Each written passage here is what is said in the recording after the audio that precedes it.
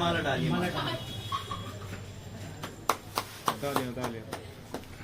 तालियां बजा दो भाई।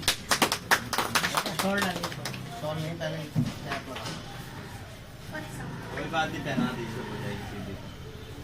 बहुत बढ़िया, क्या बात। फिर से तालियां।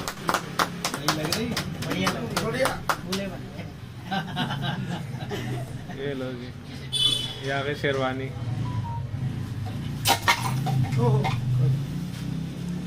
बहुत बढ़िया, पहले पहना ही दीजिए, पहले पहना ही दीजिए। डालिए बाद डालिए। में इसको बहुत बढ़िया, पहना दिए और आप आ जाओ। बहुत बढ़िया, वेरी गुड। अब पहना दीजिए। अब पहना दीजिए और ये फाइनल।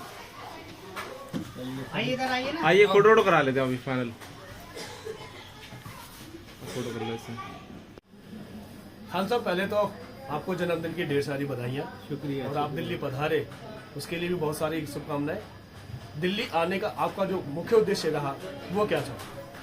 मोहम्मद अशरफ खान, राष्ट्रीय सचिव समाजवादी पार्टी, जी। पूर्व विधायक जौनपुर, राष्ट्रीय अध्यक्ष अम्बेडकर विचार मंच। एक तो ये है कि हमारे ये साथी हैं कुलदीप जी, ये भी समाजवादी पार्टी अनुसूचित जाति प्रकोष्ठ के राष्ट्रीय सचिव हैं और अम्बेडकर विचार मंच के भी राष्ट्रीय पदाधिकारी हैं। आज इनको ज्ञान सिंह सूर्यवंशी जी को अम्बेडकर विचार मंच का राष्ट्रीय महासचिव मनोनीत किया जाता है और ये समाजवादी पार्टी में भी इंशाअल्लाह एज ए राष्ट्रीय नेता काम करेंगे पूरे देश में, प्रदेश में। और आगे जिला पंचायत चुनाव भी ये तैयारी कर रहे हैं। हमारी शुभकामनाएं और दुआएं इनके साथ हैं।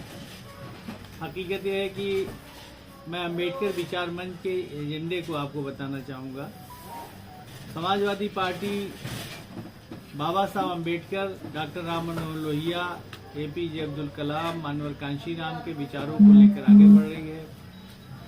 आज मानवर कांशीराम जी, डॉक्टर राम मनोहर लोहिया, बाबा साहब अम्बेडकर, मुलायम सिंह यादव के सपने को साकार करने के लिए अखिलेश यादव जी पूरे मुल्क में PDA का एक मूवमेंट उन्होंने चलाया है। पिछड़ा, दलित, अल्पसंख्यक, आदिवासी, जिन्हें आज तक उनका जो सम्मान था, जो चाहिए था, नहीं मिला है। एक मानव के नाते, एक भारतीय के नाते हक अधिकार नहीं मिला है। आबादी के हिसाब से शासन प्रशासन में हिस्सेदारी और आरक्षण अभी तक नहीं मिला है। उसके लिए आदरणीय अखिलेश यादव जी लड़ाई लड़ रहे हैं। उनके नेतृत्व में हम लोग भी पूरे देश में काम कर रहे हैं। अरशद साहब, सबसे बड़ी बात ये आती है, अम्बेडकरवादी बात आप कर रहे हैं। अम्बेडकर को मानने वाले बहुजन समाज पार्टी भी रही है। उनमें आपस में कभी भी सामंजस्य क्यों नहीं बन पाया? अगर दोनों का दोनों एक छत के नीचे आते तो शायद ये कहीं जो लड़ाई है वो हल्की पड़ती। नहीं, मानवर कांशीराम जी, मुलायम सिंह यादव जी भी एक साथ आए थे, चुनाव लड़े थे, सत्ता बनी थी। और बाद में अभी अखिलेश यादव जी ने भी बहन जी से समझौता किया था सन 2019 में, मगर बहन जी ने ही फिर साथ छोड़ दिया। और हकीकत है कि मायावती जी बाबा साहब अम्बेडकर जी और कांशीराम जी के रास्ते से हट गई हैं। उन्होंने बसपा को दुकान बना दिया है और वो पार्टी नहीं रह गई। इसलिए समाज का विश्वास भी मायावती जी से और बसपा से उठ गया है। जो पार्टी सन 2007 से लेकर 2012 तक अकेले दम पर उत्तर प्रदेश में सत्ता में थी, आज उसका न एक MP है और एक MLA जीता, वो भी अपने दम पे, चाहे उन्हें इधर लड़े तब वो जीत सकता। एक MLA, कितनी बड़ी बात है। तो बसपा जो है वो खत्म हो गई, अपने रास्ते से हट गई, समाज का विश्वास उठ गया है। और अखिलेश यादव जी अभी भी लेकर चलना चाहते थे, मगर वो खुद ही उसको दुकान बना दिया उन्होंने। और टिकट बेचती हैं, पैसा इकट्ठा करती हैं, दूसरा उनका कोई काम नहीं है। अरशद साहब, एक खास बात ये भी है कि जिस सरकार ने, कांग्रेस की सरकार बात करें, 70 साल उन्होंने राज किया, बाबा साहब का नाम आज चाहे साथी हो, चाहे दोस्त हो, चाहे दुश्मन हो, सभी लेने के लिए तैयार है। एक समय यही था कि यही लोग जो है किसी भी काम को करने के लिए तैयार नहीं थे और उसी से समाजवादी पार्टी गठबंधन भी करके अभी चुनाव लड़ा। लगता है कि ये जो दोहरी नीति है वो कैसे कामयाब हो पाएगी? देखिए, बाबा साहब अम्बेडकर का कुर्बानी बहुत थी संविधान बनाने में, और सभी धर्म और जातियों को बराबर का वोट का अधिकार दिलाने में उन्हीं का रोल था। क्योंकि ये वोट देने की बात आई कि वोट का राइट किसे मिले, ये प्रस्ताव आया, तो सबकी राय थी, सारे मेम्बरान की, कि जो ग्रेजुएट हो या जिसके पास 10 एकड़ ज़मीन हो उसे वोट का राइट मिलना चाहिए। अकेले बाबा साहब डॉक्टर भीमराव अम्बेडकर ने कहा नहीं, सबको मिलना चाहिए, पढ़े को भी, अनपढ़ को भी, अमीर को भी, गरीब को भी, राजा को भी, प्रजा को भी, रानी को भी, मेहरानी को भी, मर्द को भी, औरत को भी। 77-78 साल पहले ये बात करना बहुत कठिन काम था, लोग नहीं माने। तो बाबा साहब अम्बेडकर ने रिजाइन कर दिया। फिर 6 दिन तक बहस चली, 6वें दिन तक सब लोग मान सर गए। ये इतिहास की बात हो गई, लेकिन बात अभी क्या अगर हम तो बीजेपी की भी अम्बेडकर बात करें तो वो भी जो है बाबा साहब की मूर्ति को उठा करके पीछे लगा दिया है। अम्बेडकर साहब के नाम को हकीकत में अगर किसी ने जी। जिंदा किया तो मानव कांशीराम जी ने जी। जिंदा किया। कांशीराम जी ने जब अम्बेडकर साहब का नाम लेकर, महात्मा बुद्ध का नाम लेकर, इस मुल्क में बुद्ध धर्म भी मर गया था। बुद्ध धर्म यहीं पैदा हुआ, अशोक महान के जरिए से पूरी दुनिया में पहुंचा, और जो आज दुनिया में 3 बड़े धर्मों में एक धर्म है बौद्ध धर्म, लेकिन हिंदुस्तान में खत्म हो गया था। लेकिन बुद्ध धर्म को भी अगर भारत में किसी ने जिंदा किया तो मानव कांशीराम जी ने। बाबा साहब अम्बेडकर के नाम को भी अगर किसी ने जिंदा किया, उनके मिशन को किसी ने बताया पूरे देश को, तो मानव कांशीराम जी ने। और जब अम्बेडकर साहब के नाम पर वोट हो गया, एक समाज हो गया, तो सभी ने इज्जत देना शुरू किया, इसमें कोई शक नहीं है। और मराठवाड़ा यूनिवर्सिटी थी महाराष्ट्र की, उसका नाम बदलकर अम्बेडकर यूनिवर्सिटी करने का नाम 50 साल से दलित समाज के लोग लड़ रहे थे, मगर लोग नहीं मानते थे। लेकिन जब यहाँ यूपी में बसपा सरकार बन गई तो वहाँ बिना मांगे कांग्रेस पार्टी ने अम्बेडकर यूनिवर्सिटी उसका नाम रख दिया। तो अब बाबा साहब अम्बेडकर को सभी मानने लगे, जान गए उनके बारे में। ये अच्छी बात है, बुरी बात नहीं है, लेकिन परिचित कराया कायदे से उस नाम को मानव कांशीराम साहब। दिल्ली में इस समय चुनाव का माहौल चल रहा है और चुनावी माहौल में लगभग सभी पार्टियां अपना दावा ठोक रही हैं। आपकी तरफ से भी आम आदमी पार्टी को सपोर्ट किया गया है, क्या मानते हैं कि कुछ बदलाव देखने को मिलेगा क्या? समाजवादी पार्टी ने आम आदमी पार्टी को सपोर्ट किया है। हालांकि इंडिया गठबंधन अभी भी बना हुआ है, लेकिन दोनों पार्टियां, कांग्रेस और आम आदमी पार्टी, दोनों इंडिया गठबंधन में हैं। मगर समाजवादी पार्टी का दृष्टिकोण ये है, जो पार्टी जहां मजबूत है पूरे देश में इंडिया गठबंधन की, अगर लोग मिल के नहीं लड़ते हैं तो उसका साथ दिया जाए जो मजबूत हो।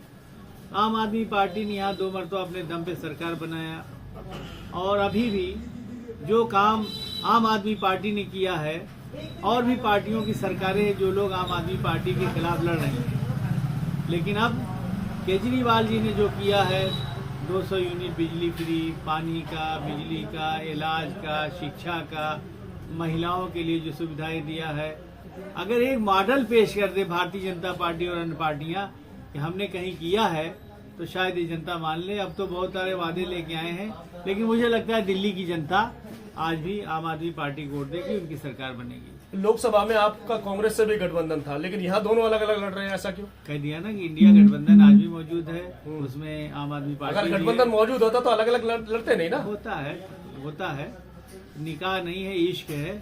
तो आम आदमी पार्टी और इंडिया गठबंधन के साथ कांग्रेस भी है, मगर चूंकि यहाँ पर आम आदमी पार्टी मजबूत है और दोनों मिलकर लड़ते तो अच्छी बात है, वो अलग अलग लड़ रहे हैं। इसलिए समाजवादी पार्टी ने, बीजेपी हारे और इंडिया गठबंधन की पार्टी जीते, और आम आदमी पार्टी ने यहाँ 10 साल सत्ता चलाई, अच्छा काम किया है, और दिल्ली की जनता बड़ी तादाद में आम आदमी पार्टी के, केजरीवाल के साथ है।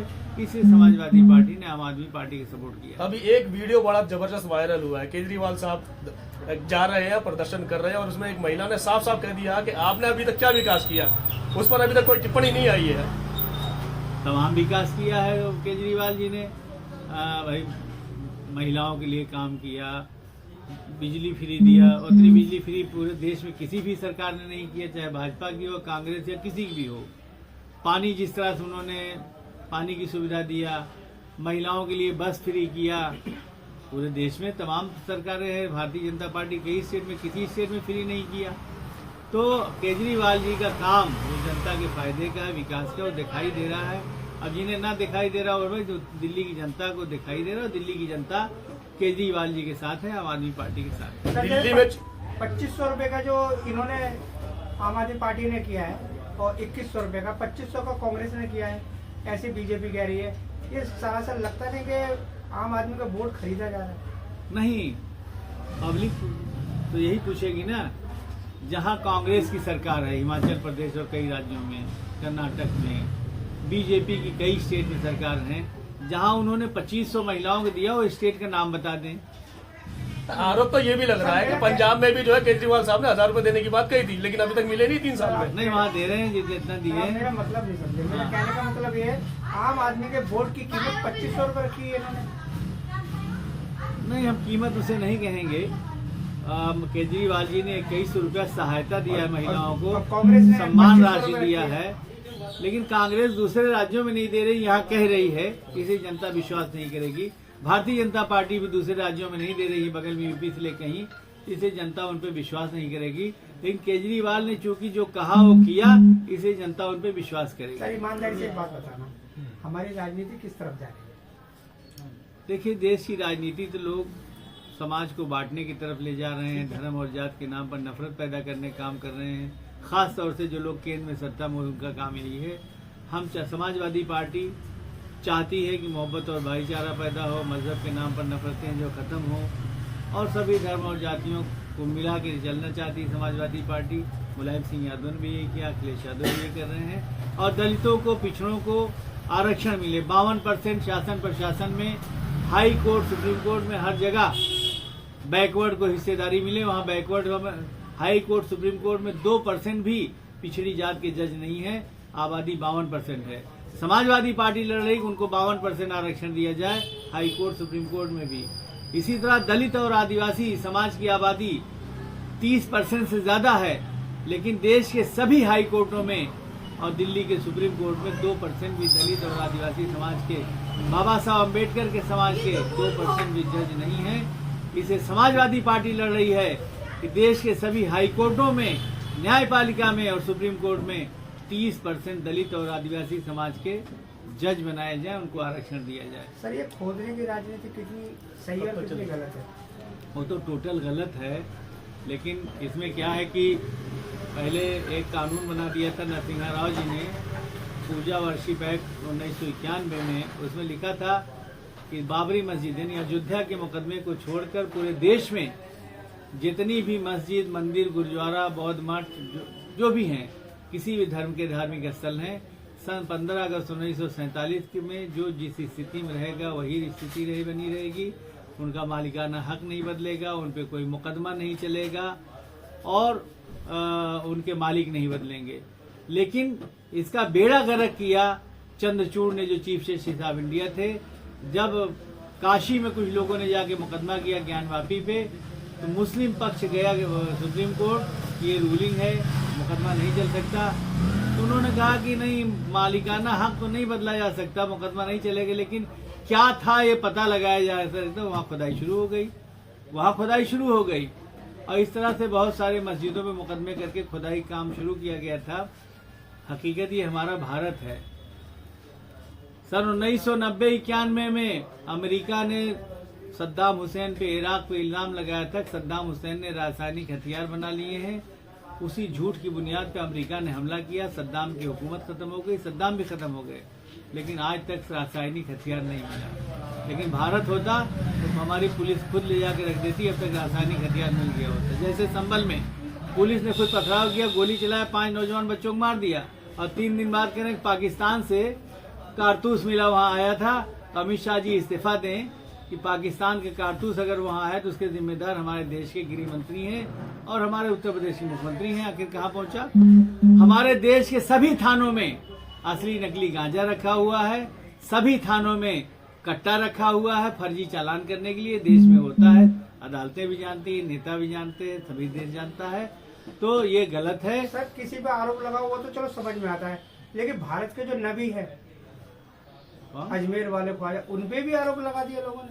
तो वो सब जगह जो लोग नफरत का काम कर रहे हैं वो हिंदू मुस्लिम एकता नहीं चाहते, जबकि सारी मज़ारों पर और वहाँ अजमेर शरीफ में वहाँ तो 80% हिंदू भाई जाता है, और सारी मज़ारों पे खानकाहों में जाते हैं, निज़ामुद्दीन से लेके वहाँ तक। उन लोगों ने अपने जीवन में सभी के लिए काम किया, इससे सभी लोगों की आस्था जुड़ी हुई है।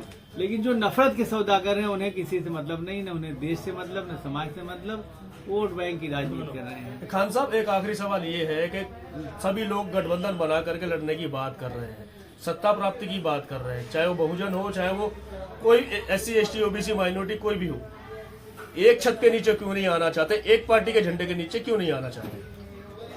भाई बता तो रहे हैं कि समाज अगर नेता नहीं आते तो समाज जिसको अच्छा समझे उसके साथ खड़ा होगा।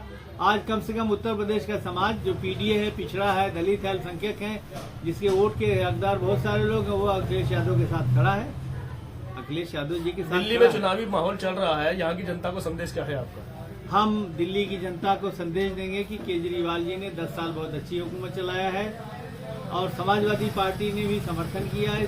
समाजवादी पार्टी के राष्ट्रीय सचिव की हैसियत से हम यहाँ की जनता से अपील करते हैं कि आम आदमी पार्टी के कैंडिडेट्स को वोट देकर भारी बहुमत से जिताए और केजरीवाल जी की सरकार बनाए।